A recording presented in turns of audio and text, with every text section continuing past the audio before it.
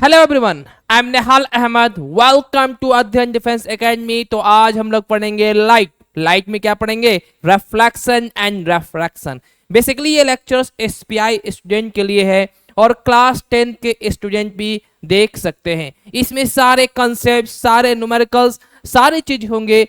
आप बस मेरे चैनल्स को देखते रहिए, आपको सारा चीज मिलता रहेगा, ठीक है ना। और मुझे बहुत खुशी हो रही है कि आप मेरे लेक्चर्स को देख रहे हैं, है ना, लेकिन कमेंट्स नहीं कर रहे हैं। जो भी मैं होमवर्क देता हूं उसका कमेंट नहीं कर रहे हैं, उसका मुझे बहुत दुख होता है, ठीक है। शिकायत होती है आपसे कि आपसे रिक्वेस्ट है कि प्लीज़ आपसे रिक्वेस्ट है कमेंट करें, ठीक है, कि इसका जो मैं होमवर्क देता हूं उसका आंसर जरूर बताएं, ठीक है। तो पिछले लेक्चर्स में हमने 9th का लगभग चैप्टर्स कंप्लीट कर दिया है, जैसे motion, force and motion, work power energy and gravitation. ये चारों चैप्टर्स मैंने कंप्लीट कर दिया है। तो आप अध्ययन डिफेंस एकेडमी के प्लेलिस्ट में जाइएगा और वीडियो में आप देखिएगा तो आपको सारा वीडियोस मेरा मिल जाएगा, वहां से आप देख सकते हैं। तो चलिए आज एक नए चैप्टर्स, एक नए दिन और एक नए चैप्टर के साथ आगाज करते हैं, that is called light, reflection and refraction. Okay, light, reflection and refraction. Light क्या होता है? What is light?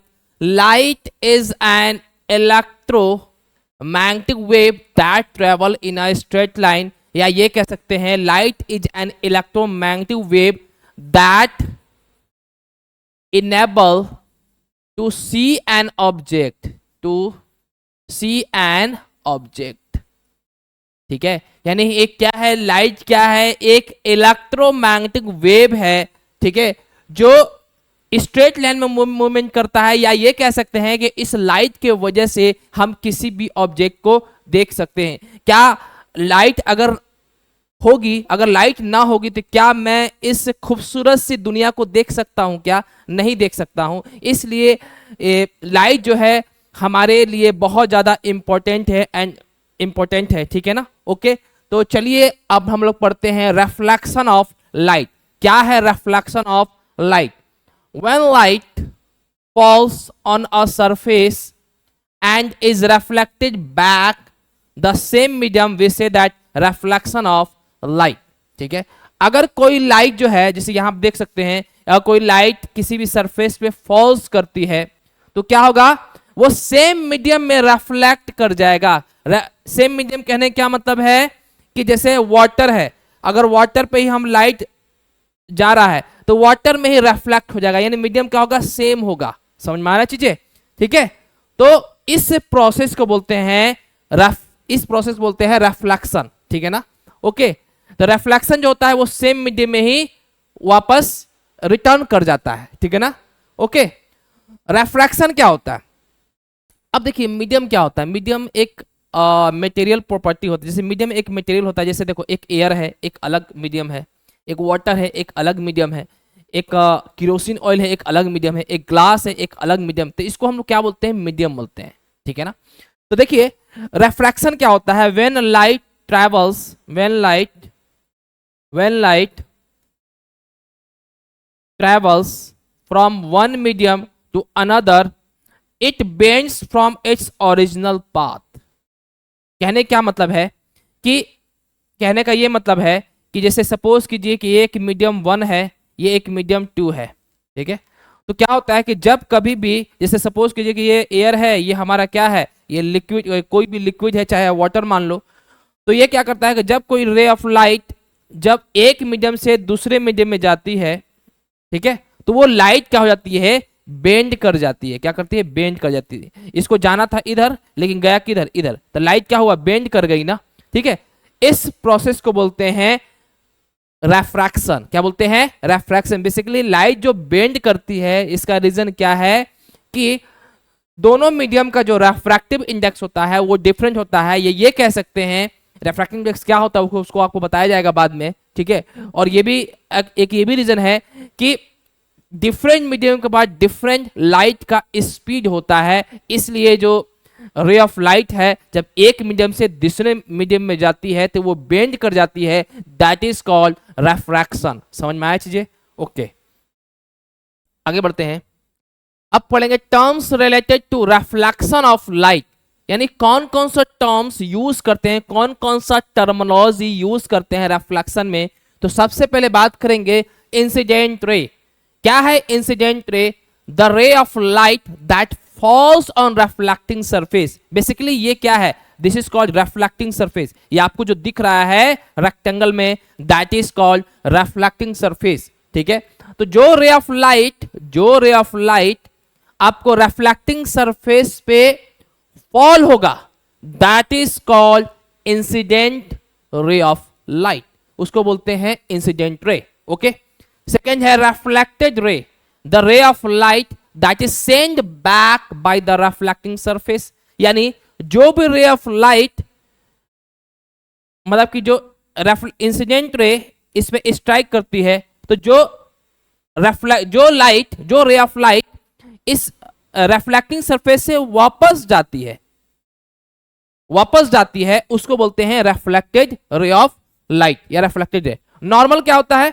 जो रे of light normally reflecting surface के नॉर्मली स्ट्राइक करती है, दैट इज कॉल्ड नॉर्मल रे। ठीक है, तो normal ray is a line at right angle to the reflecting surface to the point of incidence. तो पॉइंट ऑफ इंसिडेंस क्या है? This is called point of incidence. This is called point of incidence. Okay, समझ में आए मेरी बातों को?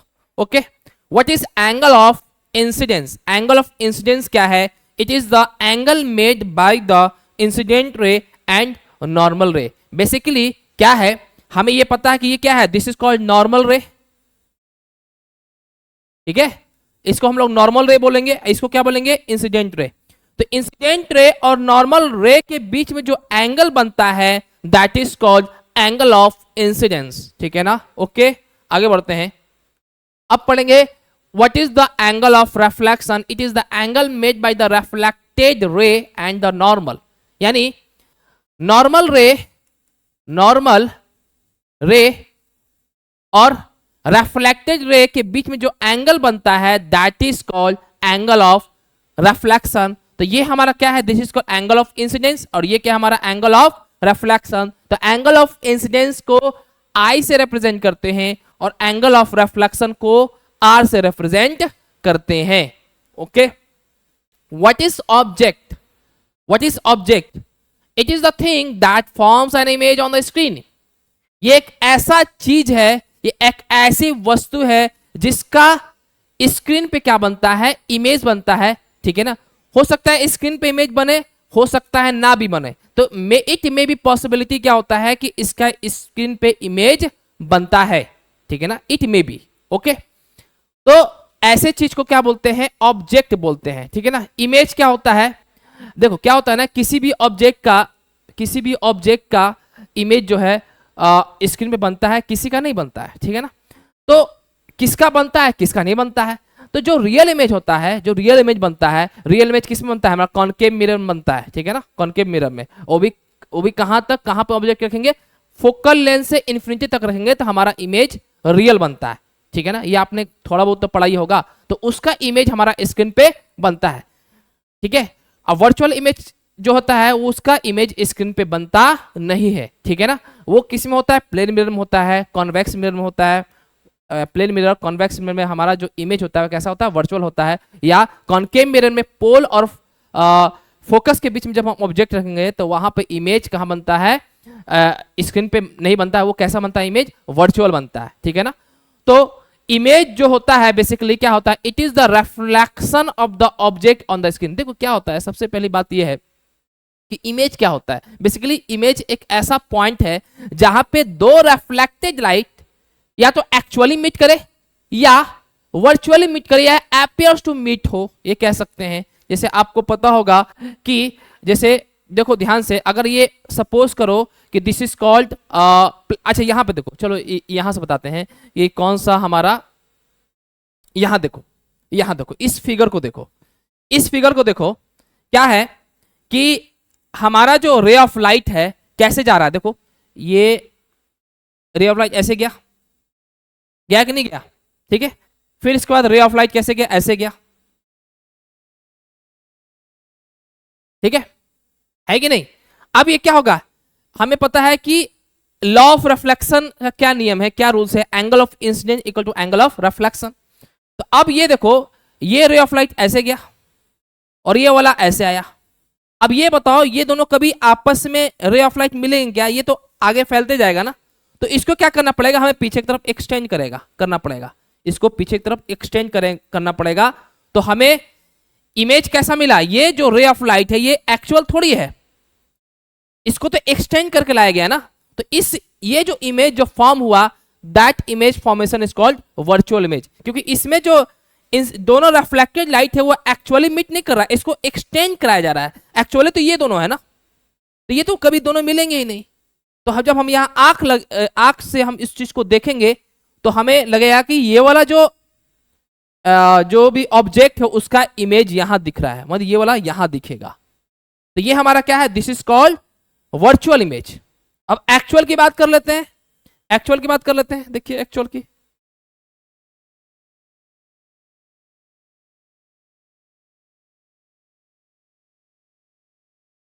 Actual की बात कर लेते हैं। देखो अब यहां देखो, इसमें बात करेंगे, जैसे देखो ये हमारा कॉनकेव मिरर है, तो क्या हुआ, एक ऑब्जेक्ट यहां रखा हुआ है तो ये ऐसे गया, क्योंकि हमें पता है कि जब कोई ray of light principal axis से पैरेलल हो, ठीक है, तो वो फोकस से पास कर दिया, फोकस से पास कर रहा है, आपको दिख रहा है, कर रहा है कि नहीं कर रहा है, ठीक है। फिर एक सेंटर ऑफ कर्वेचर से पास कराएंगे ना, तो फिर ये वापस रिटर्न कर जाता है, उसी पास से फिर रिटर्न कर जाता है।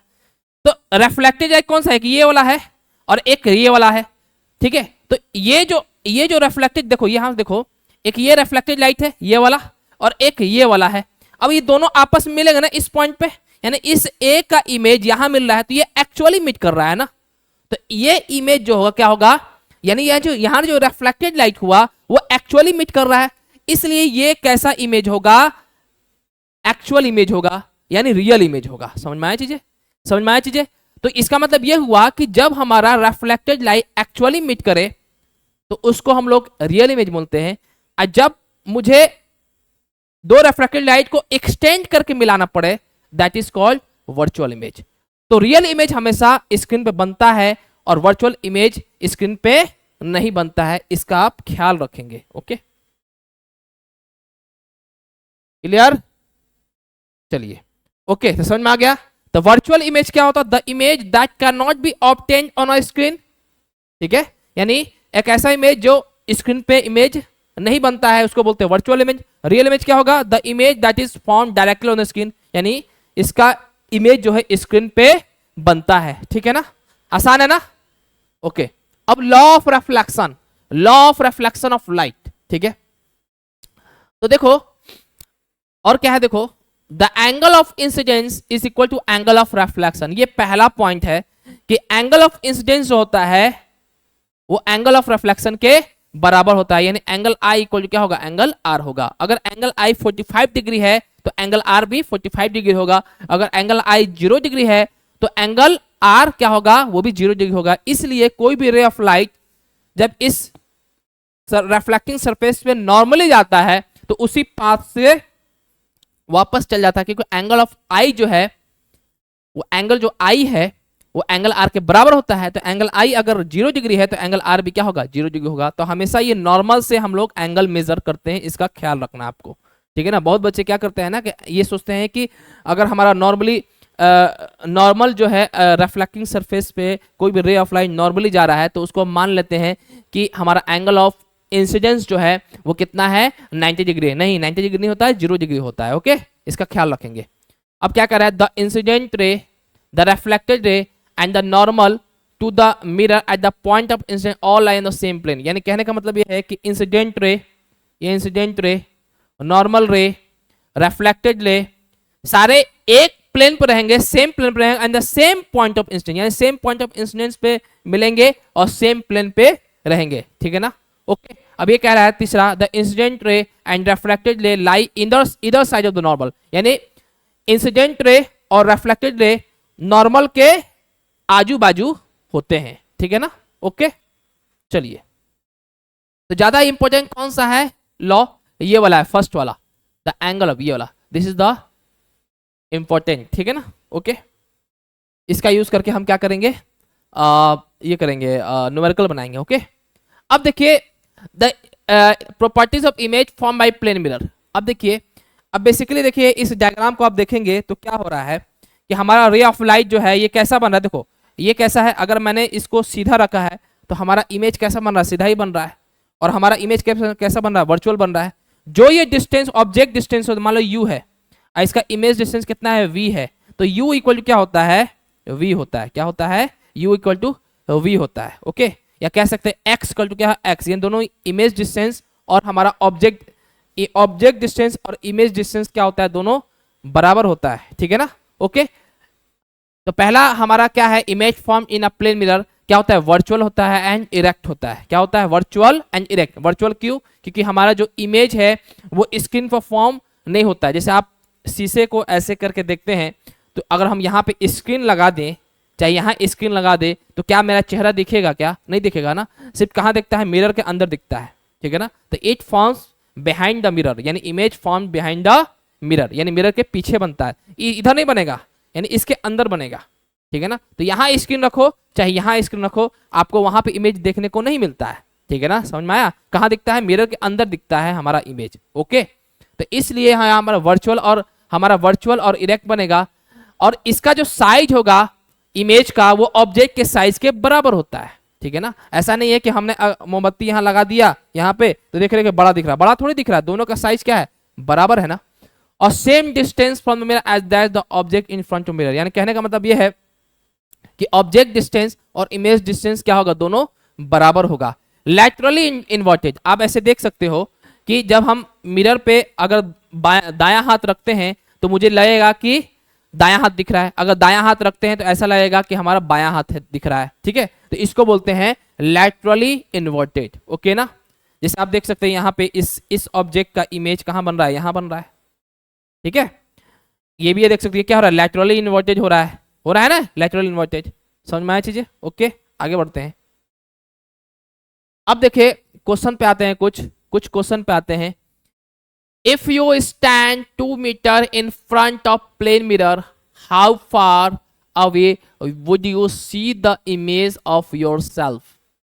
ये क्या कह रहा है कि अगर एक ये प्लेन मिरर है, ठीक है, क्या है, हमारा एक प्लेन मिरर है, समझिएगा, ये हमारा एक प्लेन मिरर है, ठीक है। अगर हम यहाँ पे खड़े हैं 2 मीटर डिस्टेंस प्लेन मिरर से खड़े हैं, यानी प्लेन मिरर से ये 2 मीटर डिस्टेंस पे हम लोग खड़े हैं, तो ये हमारा क्या, दिस इज कॉल्ड ऑब्जेक्ट। तो हमारा इमेज कहाँ बनेगा, यहाँ बनेगा, यहाँ इमेज बनेगा ना, तो ये हमारा इमेज बन गया। अब वो कितना डिस्टेंस हो गया, ये भी 2 मीटर होगा, ये होगा ना। तो कह रहा है क्वेश्चन कि how far would you see the image of your self, यानी आप ये जो ऑब्जेक्ट है खुद से ये इमेज को कितनी दूर तक देखेगा, है ना। तो बताओ ये कितना, ये 2 मीटर अब प्लस 2 मीटर कितना हुआ, 4 मीटर। तो आंसर सी। तो कहता है अगर ये कहता कि what is the image distance from the plane mirror, तो 2 मीटर, लेकिन ये कह रहा है कि खुद से वो इमेज कितने डिस्टेंस तक देखेगा, तो कितना हो जाएगा, 2 metre plus 2 metre 4 metre. Okay, आसान है ना क्वेश्चन, बोलिए ना, ठीक है। Plane mirror produce which are always smaller than actual object. अब देखिए क्या है कि what is plane mirror produce image which, यानी प्लेन मिरर में हमारा ऑब्जेक्ट क्या होता है, are always smaller than actual object, नहीं छोटा थोड़ी इमेज बनता है ऑब्जेक्ट से, और ऑलवेज लार्जर देन एक्चुअल, नहीं ऐसा नहीं है, बड़ा भी नहीं बनता है, कैसा बनता है, और always same as the actual object. तो ऑप्शन सी हो जाएगा, ठीक है। ओके, अब ये कह रहा है कुड बी स्मॉलर, लार्जर और the same size the actual object depending on the displacement. Displacement है यहाँ पे, प्लेसमेंट नहीं, डिस्प्लेसमेंट ऑफ द ऑब्जेक्ट, ऐसा नहीं है, ठीक है। तो हमेशा याद रखना कि प्लेन मिरर में हमारा जो इमेज का जो साइज होता है वो एक्चुअल ऑब्जेक्ट के बराबर होता है, ठीक है ना, साइज बराबर होता है। ओके, चलिए। A laser beam strike a plane reflecting surface with angle of incidence 37 phi. What is the angle between the incident ray and normal ray, ठीक है। What is the angle between the incident ray and normal ray? Okay, तो देखिए ये क्या है, कह रहा है कि अगर एक रिफ्लेक्टिंग सरफेस है, सपोज करो एक रिफ्लेक्टिंग हमारा सरफेस है, ठीक है, और यहाँ पे हम लेजर बीम स्ट्राइक कर रहे हैं, लेजर बीम है ना, वो कितना बना, एंगल ऑफ इंसिडेंस कितना बोल रहा है 37.5। तो हमको पता है कि नॉर्मल से कितना बना रहा है 37.5 बना रहा है, ठीक है, यानी 37 डिग्री है। तो ये हमारा इंसिडेंट रे है, ये हमारा क्या है नॉर्मल रे है। तो हमारा रिफ्लेक्टेड रे क्या हो जाएगा, ये हो जाएगा रिफ्लेक्टेड रे। तो ये भी एंगल कितना बनाएगा 37 बनाएगा, 37 डिग्री बनाएगा। क्लियर ना। तो कह रहा है कि what is the angle between the incident ray and reflected रे। तो इंसिडेंट और रिफ्लेक्टेड रे के बीच में एंगल कितना होगा, तो ये निकालना है मुझे। तो क्या करेंगे, दोनों के बीच में एंगल कितना होगा 2 × 37। तो कितना एंगल बनेगा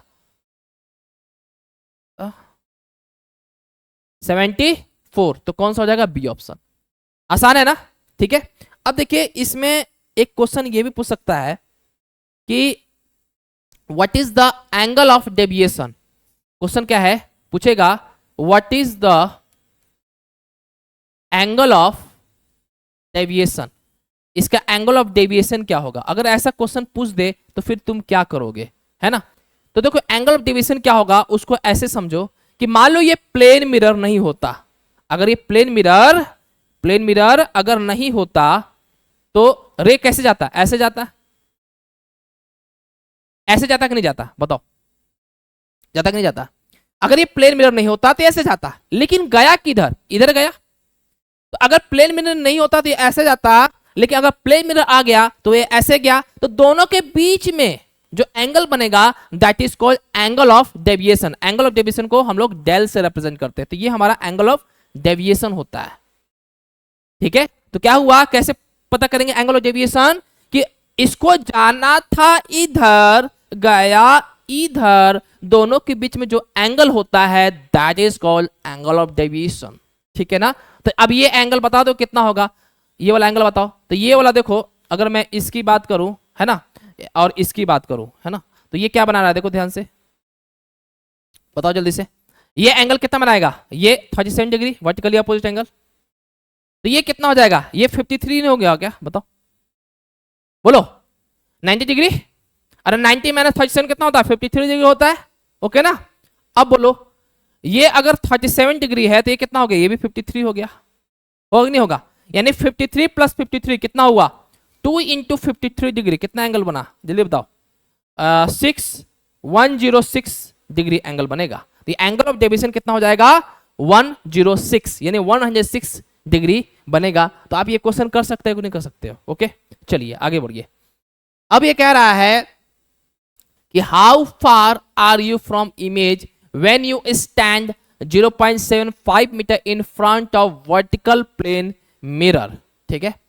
क्या कहने का मतलब है कि देखिए कि how far are your image when you stand 0.5 metre in front of vertical plane mirror. ये वही क्वेश्चन है जो मैं यहां पे कराया हूं। कौन सा क्वेश्चन, ये वाला, दिस वन, ये वाला, ये वही question, same to same question है। आपसे रिक्वेस्ट है कि इसका आंसर आप कमेंट बॉक्स में कमेंट करें कि इसका आंसर क्या होगा, ओके। आगे बढ़ते हैं। अब देखिए यहां पे कि an object is placed 20 centimetre in front of plane mirror. एक ऑब्जेक्ट है जो प्लेन मिरर से, मान लो ये प्लेन मिरर है, क्या है हमारा, ये प्लेन मिरर है, जो एक ऑब्जेक्ट है वहां से ये 20 सेंटीमीटर डिस्टेंस पे है, ये हमारा ऑब्जेक्ट, ओके, ठीक है। अब बताओ इसका इमेज कहां बनेगा, इसका इमेज बनेगा यहां पर कहीं, आई बनेगा कि नहीं बनेगा। इसको O1 मान लो, इसको I1 मान लो, ठीक है। तो इसका इमेज कितना डिस्टेंस बनेगा 20 सेंटीमीटर पे बनेगा। इसमें किसी को डाउट है क्या, नहीं डाउट है। अब कह रहा है कि the mirror is moved 2 centimetre towards the object, यानी ऑब्जेक्ट यहां पे है तो मिरर जो है हमारा 2 सेंटीमीटर यहां पे आ जा रहा है, यानी M1। तो ये M2 इधर आ गया, कितना डिस्टेंस पे 22 सेंटीमीटर इधर आ गया, है ना। तो M2 जो है, ये वाला जो है मिरर, अब यहां पे आ गया, आया कि नहीं आया, इधर से 2 सेंटीमीटर डिस्टेंस पे आ गया। तो ऑब्जेक्ट जो है यहां पे अब कितना डिस्टेंस हो गया 20 - 2 18 सेंटीमीटर होगा ना। तो इमेज भी जो बनेगा अब इस मिरर के लिए M2 के लिए वो कितना डिस्टेंस बनेगा, इस यहां से 18 सेंटीमीटर और यहां से 16 सेंटीमीटर, है ना। तो इसका मतलब ये हुआ कि यहां से ये बना कितना, 18 सेंटीमीटर बनेगा ना इमेज I2। तो ये बताना है कि ये दोनों के बीच में कह रहा है कि the distance between the position of original and final image on the screen, यानी दोनों के बीच में डिस्टेंस बताना है कि ओरिजिनल और फाइनल के बीच में डिस्टेंस कितना है। तो आप ये देखो कि जब ये इधर मूव किया तो यहां से ये डिस्टेंस कितना बना, बताओ जल्दी से। ये वाला जो डिस्टेंस होगा, ये वाला कितना होगा, ये वाला कितना हो जाएगा, अगर ये इधर मूव किया तो कितना डिस्टेंस होगा, देखो यहाँ पे ये हमारा 18 सेंटीमीटर है, होगा ये 18 सेंटीमीटर। तो ये बताओ कितना हो जाएगा, ये वाला हो गया हमारा बताओ यहां से ये 18 है और ये हमारा 18 है, तो ये कितना हो जाएगा, ये डिस्टेंस बताओ कितना हो जाएगा, ये वाला 16 सेंटीमीटर होगा क्या, है बोलो ना, 16 होगा कि 18 होगा, है यहां से ये डिस्टेंस कितना होगा, ये वाला मेरे ख्याल से कितना हो जाएगा, देखो ध्यान से, अगर ये हमारा 18 सेंटीमीटर है और ये हमारा 20 सेंटीमीटर है, तो हमें ये पता है कि ये वाला जो डिस्टेंस है ये कितना है, 20 है। तो अब 2 सेंटीमीटर जब इधर शिफ्ट कर गया तो इमेज का डिस्टेंस कितना होगा, यहां से ये कितना बन रहा है, 18 सेंटीमीटर बन रहा है, यहां से 18 सेंटीमीटर बन रहा है। तो यहां से कितना बनेगा, यहां से बताओ जल्दी से, यहां से कितना बनेगा, यहां से 2 माइनस कर दो, 2 माइनस कर दो कितना होगा, 16 सेंटीमीटर नहीं होगा क्या, अगर 2 सेंटीमीटर इधर आ गया, 18 यहां से बन रहा है, तो यहां से कितना बनेगा 16 सेंटीमीटर, क्योंकि 2 मीटर इधर आ गया। तो अब बताओ यहां से ये 16 सेंटीमीटर है और यहां से ये 20 सेंटीमीटर है, तो ये कितना हो जाएगा, ये वाला कितना हो जाएगा, 20 माइनस 16 इक्वल टू 4 सेंटीमीटर। ये समझ में आया कि नहीं आया, क्लियर ना। तो इसका जो आंसर होगा वो कितना होगा, बी हो जाएगा, ठीक है ना। आगे बढ़ते हैं। अब देखो focal length of the plane mirror क्या होगा, इन्फिनिटी होगा, 0 होगा, नेगेटिव होगा, नन ऑफ दिस होगा। फोकल लेंथ क्या होगा प्लेन मिरर का, फोकल लेंथ कहने क्या मतलब है कि जैसे आपने मिरर पढ़ा होगा ना, मिरर ये कॉनकेव मिरर, मिरर भी 2 तरह का होता है, एक प्लेन मिरर, एक स्फेरिकल मिरर। तो ये एक कॉनकेव मिरर है, ठीक है ना, आपको पता है ना। तो हमें पता है कि क्या होता है कि अगर ये रेडियस ऑफ कर्वेचर है, यानी रेडियस क्या है, अगर इसको मैं पूरा ऐसे मिला दूं, अगर इस मिरर को ऐसे पूरा मिला दूं तो ये क्या होता है, हमारा रेडियस होता है। इसका जो हाफ पार्ट होता है उसको बोलते हैं फोकल लेंथ। क्या होता है, फोकल लेंथ, ठीक है ना। तो फोकल लेंथ जो होता है वो क्या होता है, बेसिकली r/2 होता है। समझ में आया चीजें। अब तुम ये बताओ, एक चीज मुझे बताना जरूर से कि जब हमारा कॉनकेव मिरर ऐसा रहेगा तो मान लो हमारा r का वैल्यू क्या है, कहां हो, यहां पे होगा। अब मैं क्या करता हूं, अगर ये कॉनकेव मिरर अगर ऐसा है तो इसका r का वैल्यू कहां होगा, यहां होगा, होगा कि नहीं होगा, जल्दी बताओ। r बढ़ते जाएगा और जब मैं और बढ़ाऊंगा यानी और ऐसे करूंगा तो क्या होगा, r का वैल्यू और बढ़ेगा यहाँ पे। और जब मैं पूरा ऐसे प्लेन रख दूंगा तो कहां मिलेगा जाकर, ये जो होगा r का जो वैल्यू आएगा, वो r का जो वैल्यू आएगा जब मैं पूरा प्लेन रख दूंगा तो इसका r का वैल्यू क्या होगा, इनफाइनाइट नहीं होगा क्या, क्योंकि जैसे जैसे हम ऐसे फैला रहे हैं वैसे से हमारा r का वैल्यू बढ़ते जा रहा है। और जैसे प्लेन कर दिया हमारा r का वैल्यू क्या हो जाएगा, इनफाइनाइट होगा। हो सकता है कि वो प्लेन मेरा कहां जाके मिले, इनफाइनाइट पे जाके मिले। तो r का वैल्यू जब इनफाइनाइट हो गया, r का वैल्यू जब इनफाइनाइट होगा तो f का वैल्यू इनफाइनाइट नहीं होगा क्या, बोलो ना। इसलिए ऑप्शन कौन होगा, ए हो जाएगा, ठीक है ना, आसान है। चलिए अब है a ray of light that strike a plane mirror, a ray of light that strike a plane mirror PQ at an angle of incidence 30 degree is reflected from the plane mirror and then strike a second plane mirror QR placed at the right angle to the first mirror. The angle of reflection at the second mirror is, देखिए क्या कह रहा है कि suppose कीजिए कि एक reflecting surface है, उस रिफ्लेक्टिंग सरफेस का नाम क्या है, PQ, यानी एक प्लेन मिरर है PQ, ठीक है। अभी कह रहा है कि इसका अगर एंगल ऑफ इंसिडेंस कितना है किसी भी एंगल ऑफ इंसिडेंस कितना है 30 डिग्री है, इस पे कितना है 30 डिग्री है। Okay, is reflected from the plane mirror and then strike a second plane mirror Q are place at right angle to the first mirror. यानी एक अनदर प्लेन मिरर है जो यहां से ये 90 डिग्री, सॉरी हाँ यहां से प्लेन मिरर 90 डिग्री बनाता है। तो ये कह रहा है कि ये इससे रिफ्लेक्ट कर रहा है ऐसे, ये क्या कर रहा है ऐसे रिफ्लेक्ट कर रहा है। तो जब रिफ्लेक्ट कर रहा है किस पे, सेकंड मिरर पे रिफ्लेक्ट कर रहा है, तो सेकंड मिरर पे भी तो एंगल रिफ्लेक्शन होगा। तो ये तो इसके लिए, इस मिरर के लिए तो इंसिडेंट लाइट है, लेकिन इसके लिए तो रिफ्लेक्टेड लाइट है, ठीक है ना। तो पूछ रहा है कि the angle of reflection at the second mirror, यानी ये सेकंड मिरर पे एंगल ऑफ रिफ्लेक्शन क्या होगा वो निकालना है, ठीक है ना। तो ये बताओ इसका रिफ्लेक्शन कैसे होगा, ऐसे होगा कि नहीं होगा। तो हमें ये एंगल पूछ रहा है कि ये एंगल कितना होगा, ये एंगल बताना है वो कितना होगा, ठीक है। तो आपको ये पता है कि तो बहुत आसान है, इसमें कुछ है ही नहीं, ठीक है। तो अगर ये एंगल 30 डिग्री है तो एंगल ऑफ रिफ्लेक्शन से ये अगर 30 डिग्री है तो ये भी क्या होगा 30 डिग्री होगा। जब ये 90 डिग्री है, देखो ये 30 डिग्री ये 90 डिग्री है पूरा, तो ये कितना हो जाएगा 60 डिग्री। जब ये 60 है ये 90 है तो ये कितना हो जाएगा बताओ जल्दी से।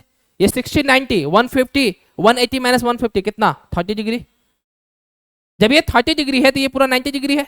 जब ये पूरा 90 डिग्री है तो ये कितना हो जाएगा, ये वाला हो जाएगा 60 डिग्री। तो ये एंगल ऑफ इंसिडेंस है इस मिरर के लिए, इस मिरर के लिए 60 डिग्री क्या है एंगल ऑफ इंसिडेंस। और हमें पता है लॉ ऑफ रिफ्लेक्शन क्या होता है, angle of incidence equal to angle of reflection होगा। तो आर डैश का जो वैल्यू आएगा वो कितना हो जाएगा 60 डिग्री हो जाएगा। क्या हो जाएगा 60 डिग्री हो जाएगा। क्लियर है, इसमें किसी को डाउट है क्या, ठीक है। तो ये हमारा क्या है, हमारा जो वैल्यू है आ गया वो कितना आ जाएगा 60 डिग्री होगा। तो angle of reflection second mirror क्या होगा 60 डिग्री हो जाएगा, ठीक है। अब उसके बाद पढ़ेंगे नंबर ऑफ इमेजेस। क्या पढ़ेंगे नंबर ऑफ इमेजेस, यानी क्या है, आपने सलून की दुकान पे देखा होगा कि जब आप सलून की दुकान पे आप जाते हैं तो क्या होता है कि जैसे दो आप प्लेन मिरर देखते हैं, जैसे यहाँ आप यहाँ पे ऐसे खड़े हैं, यहाँ भी प्लेन मिरर है और यहाँ भी प्लेन मिरर है, तो अपने आप को इमेज कहाँ देखते हो बहुत दूर तक देखते हैं। इसका मतलब वहां पे जो इमेज बनता है वो कैसा बनता है, वहां पे जो इमेज बनता है वो कैसा बनता है, वो इमेज बनता है इनफाइनाइट बनता है। तो वो बेसिकली दोनों मिरर कैसा है, दोनों मिरर के बीच में एंगल बन रहा है वो 0 डिग्री बनता है ना। यानी ये मिरर है, एक मिरर इधर मिरर है, तो दोनों के बीच में एंगल कितना है 0 डिग्री है ना, इसलिए वो इनफाइनाइट इमेज बनता है। जब कभी भी जब दो प्लेन मिरर अगर 90 डिग्री पे हो यानी दोनों परपेंडिकुलर हो, तो अगर हम अपना इमेज देखना चाहते हैं कि कितना इमेज हमारा बनेगा तो वो कितना दिखता है 3 दिखता है। तो वही हम फाइंड करेंगे कि अगर हमारा प्लेन मिरर के बीच में एंगल 30 डिग्री है, अगर प्लेन मिरर के बीच में 60 डिग्री है, प्लेन मिरर के बीच में हमारा 45 डिग्री है, तो नंबर ऑफ इमेज कितना बनेगा वो हम लोग पढ़ेंगे। ओके, तो चलिए हम लोग 1 बाय 1 पढ़ते हैं। ओके चलिए, तो number of images, number of images between two plane mirror. Okay, number of images between two plane mirror. Okay, तो यहां देखिए n इक्वल टू होता है यहां पर number of image 360 by theta. Theta क्या है, theta is the angle between two plane mirror, between two plane mirror होता है, ठीक है। ओके, समझ में आया चीजें। अगर ये n equal to 360 by theta आ गया, n equal to 360 by theta आ गया, यानी n इक्वल 360 बाई थीटा किया, अगर ये इवन आ गया, अगर ये इवन आ गया, क्या आ गया 360 बाई थीटा पे किया, जैसे मान लो 90 डिग्री लिख दिया, यहाँ पे थीटा क्या है 90 डिग्री है, तो 4 आ गया, इवन आ गया। जब इवन आएगा तो इसका जो नंबर ऑफ इमेज होगा क्या होगा, नंबर ऑफ इमेज जो होगा, नंबर ऑफ इमेज वो क्या हो जाएगा हमारा, वो होगा n माइनस 1, यानी जितना वैल्यू आएगा n, जैसे मान लो यहाँ पे 4 आया तो 4 में से 1 करेंगे तो नंबर ऑफ इमेज कितना हो जाएगा, 3 हो जाएगा।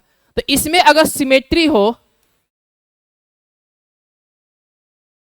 चाहे अनसिमेट्री हो, दोनों केस में नंबर ऑफ इमेज जो आएगा वो कितना हो जाएगा, हमारा n-1 होगा। अब आप सोच रहे होंगे कि यह सिमेट्री क्या होता है और अनसिमेट्री क्या होता है, ठीक है, उसको भी हम लोग बताएंगे अभी। ओके, पहले इसको हम थोड़ा सा लिख लेते हैं। अगर n इक्वल टू 360/θ ऑड आ जाए, क्या आ जाए, ऑड आ जाएगा, ठीक है। तो सिमेट्री में नंबर ऑफ इमेज क्या होगा, सिमेट्री में नंबर ऑफ इमेज होगा और अनसिमेट्री में क्या होगा, वो डिफरेंट होगा। क्या होगा, सिमेट्री और अनसिमेट्री। सिमेट्री में आएगा हमारा अनसिमेट्री, मतलब ये इसमें नंबर ऑफ इमेज n होगा और इसमें नंबर ऑफ इमेज कितना होगा, n-1 होगा। समझ में आया चीजें, ठीक है। तो ये आपको ख्याल रखना है, ये आपको पता होना चाहिए, तब जाके क्वेश्चन बनेगा नंबर ऑफ इमेज, ठीक है, ये आपको पता होना चाहिए, ठीक है। अब हम पढ़ेंगे सिमेट्री क्या होता है, अनसिमेट्री क्या होता है। जैसे देखो ध्यान से, क्या है कि अगर ये एक मिरर है, ये एक मिरर है और हमारा ऑब्जेक्ट यहां पे है, अगर ये यहां से यहां इस मिरर से भी 45 डिग्री एंगल बनाती है और इस मिरर से भी 45 डिग्री एंगल बनाता है, इस मिरर से ये ऑब्जेक्ट जो है अगर ये रखा हुआ है और इस ऑब्जेक्ट का कितना इमेज बनेगा, नंबर ऑफ इमेज बनेगा, ठीक है, वो हम निकालेंगे। तो अगर यहां से भी 45 डिग्री एंगल बन रहा है, इस इमेज का ऑब्जेक्ट जो हमारा एंगल है यहाँ पे 45 डिग्री है और यहां से भी 45 डिग्री ऑब्जेक्ट यहाँ रखा हुआ है, ठीक है। तो ये क्या हो जाएगा, सिमेट्री हो जाएगा। क्या हो जाएगा, सिमेट्री। क्या हो जाएगा, सिमेट्री। और अनसिमेट्री क्या हो जाएगा कि अगर हमारा 2 प्लेन मिरर है, ठीक है, ऐसे है, ठीक है, यहां से ये बन रहा है 40 डिग्री और यहां से बन रहा है 50 डिग्री, तो ये क्या हो जाएगा हमारा, इधर से इस मिरर से ये ऑब्जेक्ट जो है कितना एंगल बना रहा है, यहां से 50 डिग्री और ये कितना बना रहा है, 40 डिग्री, तो ये क्या हो जाएगा, अनसिमेट्री हो जाएगा। क्या हो जाएगा, अनसिमेट्री, ठीक है ना। तो चलिए क्वेश्चन करते हैं इस पे। ओके, आसान है ना। तो चलिए हम देखते हैं, सिमेट्री और अनसिमेट्री समझ में आ गया, इसमें किसी को डाउट है क्या, नहीं है। चलिए आगे। अब देखो ध्यान से, क्वेश्चन क्या है कि जैसे देखो ध्यान से कि ये एक मिरर है ना, दोनों के बीच में एंगल कितना है, 90 डिग्री है। ओके, कितना डिग्री है, 90 डिग्री है। ओके, यहां पे ऑब्जेक्ट रखा हुआ है जो यहां से भी 45 डिग्री बनाता है और यहां से भी क्या बनाता है, 45 डिग्री। एक ये क्वेश्चन है और एक क्वेश्चन ये है।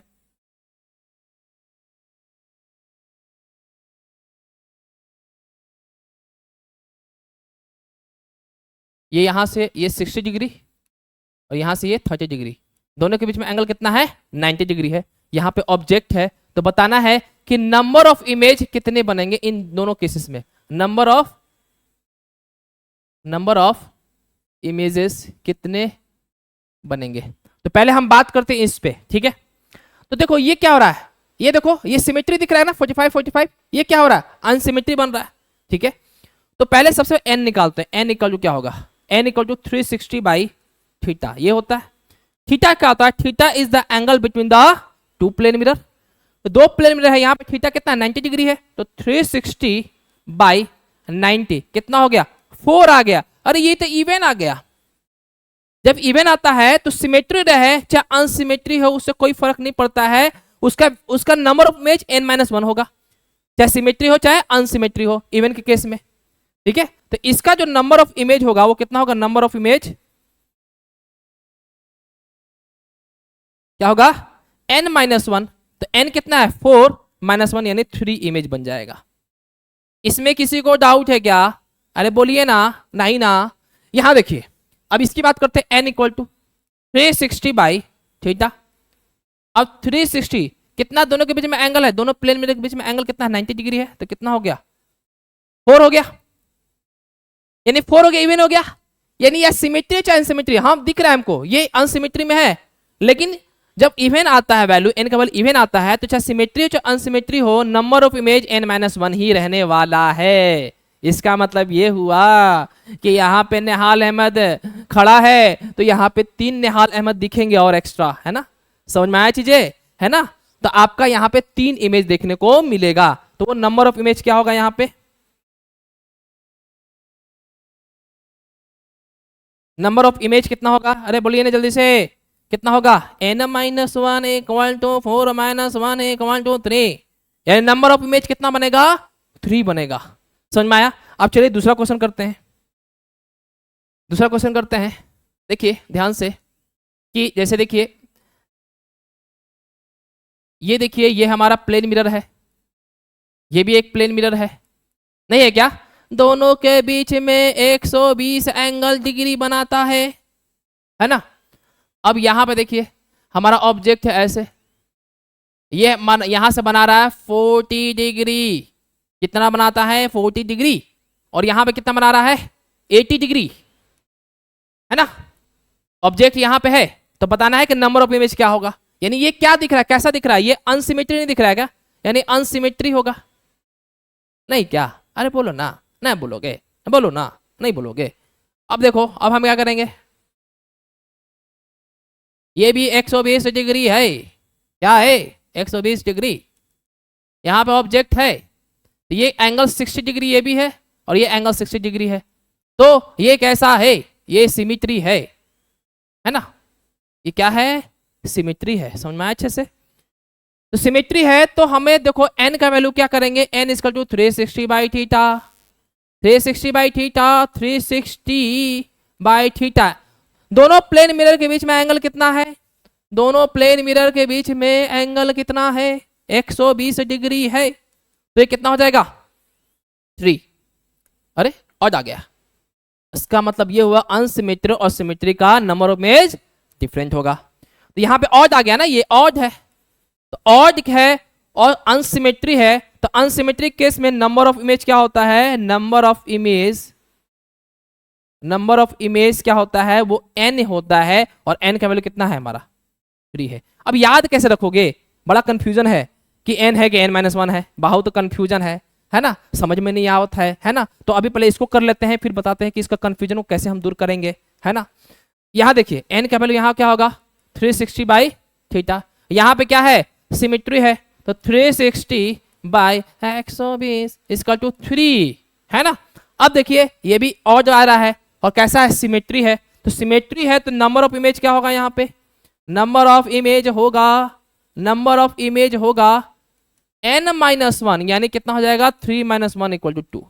अब याद कैसे रखोगे, बड़ा प्रॉब्लम है, बहुत कंफ्यूजन है कि n होगा कि n-1 होगा। तो देखो आप खुद देखो ये क्या है, अनसिमेट्री लेटर से दिख रहा है बड़ा एज कॉम्पेयर टू सिमेट्री, यानी इसमें 2 ज्यादा है ना, ये बड़ा दिख रहा है और ये थोड़ा सा छोटा दिख रहा है ना, तो इसलिए इसका कम आ गया नंबर ऑफ इमेज और इसका क्या होगा ज्यादा आ गया। समझ में आ रहा है, तो इसका n हो जाएगा, इसका n-1 हो जाएगा। क्लियर हो गया, आसान है ना, तो ये बहुत ज्यादा आसान है, ठीक है। तो अभी मैं आज तो सिर्फ प्लेन मिरर ही करा पाया, ठीक है। कल के लेक्चर्स में आपको स्फेरिकल मिरर में जितनी भी चीजें हैं, जितने भी कंसेप्ट है आपको बताया जाएगा, ठीक है। और आप जो मैंने अभी होमवर्क दिया है उसको भी कमेंट बॉक्स में कमेंट करें कि उसका आंसर क्या होगा, ठीक है। और उसके बाद मैं अपने लेक्चर्स को सैम्पले करता हूँ, ठीक है। सैम्पले एक्चुअली मराठी तो मुझे इतने अच्छे से आते नहीं है, मैं अपने लेक्चर को विराम करता हूँ। और आई होप आपको मेरा लेक्चर पसंद आया हो। Thank you so much. जय हिंद, जय भारत।